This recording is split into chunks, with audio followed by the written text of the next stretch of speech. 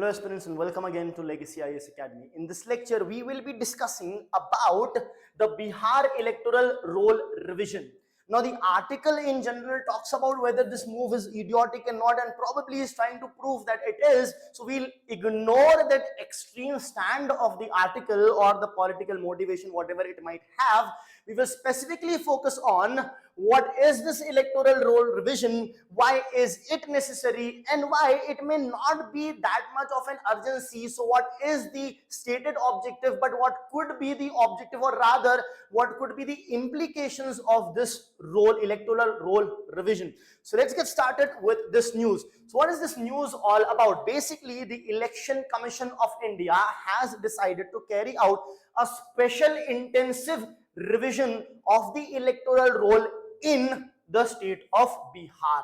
It's already underway as we speak. So special intensive because it will be done quite quickly and in a rigorous manner in the state of Bihar, and it is already underway. So the concern that is coming out because of that is with respect to the additional proof of identity that is required over here. So as a result of which this becomes a concern. Why? Because it raises the question of exclusion. If you're requiring certain additional documents, some people may not have it. Now it's very easy to think that why would anyone not have it? I have my own documents, but see, that is not necessarily the case with everyone, specifically the poor, marginalized and illiterate, as well as socio-economically backward section of the society. At the same time, it also raises a huge question mark on the Aadhaar system. So we'll discuss that as well in this class. Before that, a notification about the new batches that are starting with Legacy IAS Academy. So you can enroll yourself and get the guidance from the expert who are expert as well as experienced expert in the field. The advantages that you get is, of course, the mentorship that is there, which is one-on-one mentorship, and these will also be by these respective teachers only. I hope that's clear.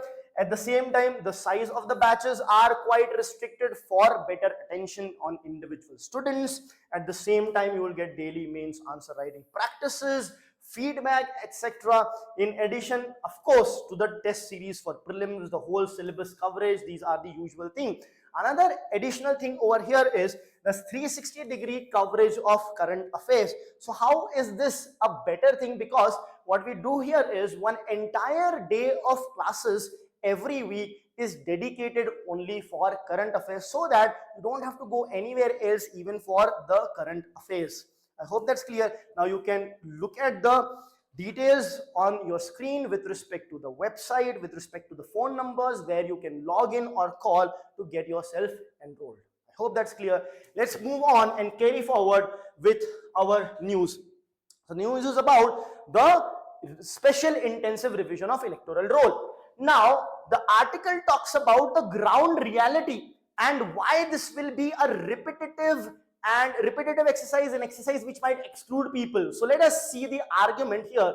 So with respect to Bihar's ground reality, the article talks about Bihar being very poor, specifically giving examples of certain communities. So here the example of Musahar community is given, wherein it talks about that Musahar community lives in abject poverty. See, so much so that there have been previously articles talking about Musahar community being rat eaters. So they are basically so much poor, such an abject poverty that they may not even have food to eat, as a result of which they have to eat whatever comes their way. That is the kind of situation that they are in. So they have no access to food, no clothes, no bedding, etc. Of course, they are malnourished, the children are malnourished, they are jobless, right? So they are basically jobless and maybe doing odd kind of works not in the mainstream, right? Now the entire settlement live outside the mainstream, of course, both physically as well as socio-politically. They are not part of the mainstream. There are no jobs for them in the mainstream.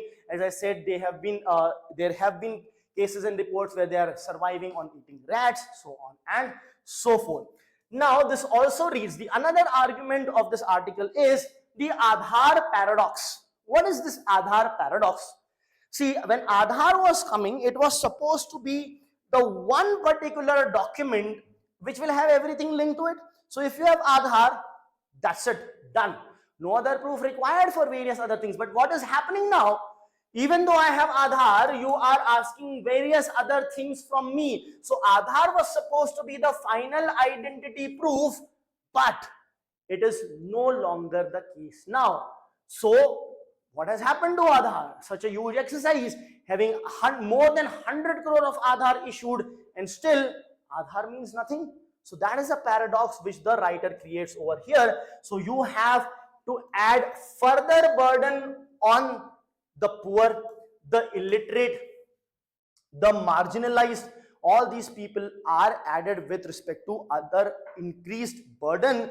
This is going to create confusion as well as exclusion, right? So that is the whole point of it. Additional burden, additional confusion, as well as exclusion, and a paradox because Aadhaar means nothing since you are asked additional proofs over here. If you look at the key socio-economic indicators of Bihar, this is the data. Close to 1 crore families, 94 lakh families to be exact, are living on less than 6,000 rupees per month. Less than 6,000 rupees means basically less than 200 rupees per day is what they are living on.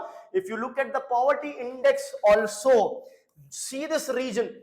This region is the darkest. So Bihar, if you look at 52% of the people are multi-dimensionally poor. If you look at other states, state of Gujarat 18.6, Andhra Pradesh 12.3, Karnataka to 13.2, Kerala 0.7, Tamil Nadu 4.8. But look at Bihar, it's 52%, more than half the state. That is the stark difference. Per capita income 54,101. 54,101 means you have what? You have around 4.5 thousand, 4.6 thousand per month of average income, whereas the national average is close to 2 lakhs, 1.85 lakhs. National average is 3 times the per capita income average of Bihar. So access with respect to nutrition, healthcare, education, etc. remains severely limited in the state of Bihar. Now, the policy and the reality disconnect it also talks about. The article says that the policy devised by Delhi-based officialdom residing officially with respect to their offices in the Lutyens. What is Lutyens? Basically, Lutyens was an architect who had basically designed this parliament, the surrounding areas, the south block, etc., wherein parliament and ministry, etc., are located. So these are the elites the article talks about, the Delhi-based officialdom living in a pristine area and creating policies for the people of Bihar who are living in abject poverty, and these people, it says, are completely disconnected with the socio-economic reality of Bihar, right? So that's the thing. So basically lacking complete empathy with respect to it. Political leaders in Lutyens, Delhi, are detached from what? Rural hardships, identity struggles, administrative inefficiencies, so on and so forth. So it's easier to implement or say that this is what will be implemented, but what is the ground reality? How many of the people may actually not have anything? Of course, a lot of them can be illegal migrants. We'll see why this is being done. To exclude the illegal immigrants, definitely there will be. We have to exclude them. There's no point about it, or else there will be a demographic shift. But at what cost? So we need to also make necessary arrangements for some genuine cases wherein people actually don't have the required documents. Moving ahead, the political and historical parallels. The article relates it to the historical parallel with respect to demonetization, which is basically note bandi. In Hindi, it is note bandi, means a particular note is banned. So now the opposition is saying that this particular revision exercise is vote bandi. Why are they saying that this is vote bandi? Is because when certain people who should have been excluded will be excluded from the electoral list, they will not be able to vote, so their votes will get banned. So the concept of vote bandi is being emphasized over here, specifically by the opposition parties. Okay, now electoral roll revision. Let us see what the real objective is, or at least the stated objective. Article talks about that that's the alleged intent, but not necessarily. In answers, don't write the alleged intent. Of course, you have to mention the reason or the intent for doing this. So one intent is to weed out the illegal voters, and that makes sense.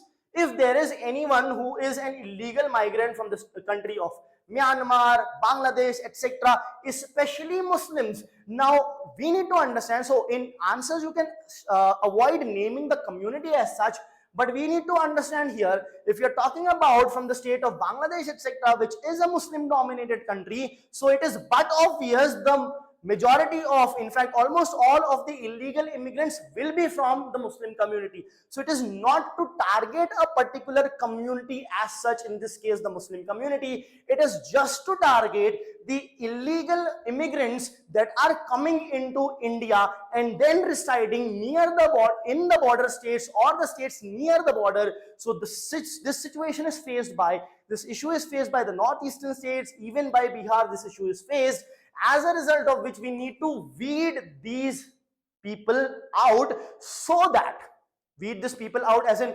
not ensure that they are not in the electoral roll, because if they are, that will change the demographic, right?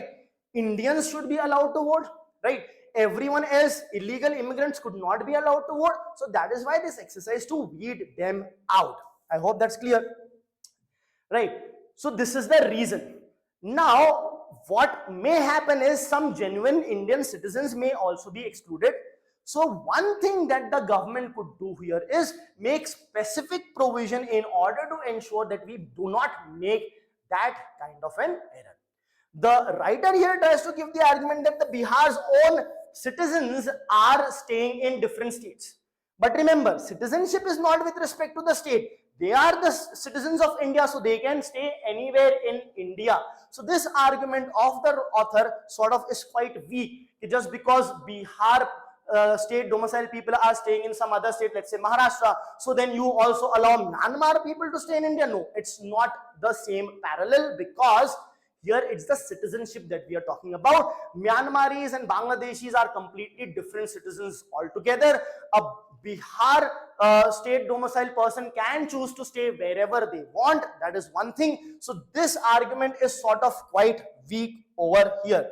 At the same time, because of it, it gives the argument that targeting outsiders is misplaced in this context. No, the article misses the point completely, because the Bihar state domicile people can stay anywhere within India, but an illegal immigrant of another country should not be present on the electoral roll. So we need to clear the voices, these political voices that might come, and always remember the reason is to weed out the illegal migrants.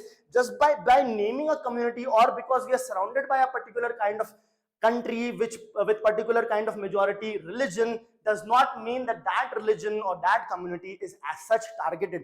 However, a way forward here would definitely be to make provisions for certain people who might, be left out because of abject poverty, the floods, the drought, the documents are not there, they are illiterate, it was destroyed.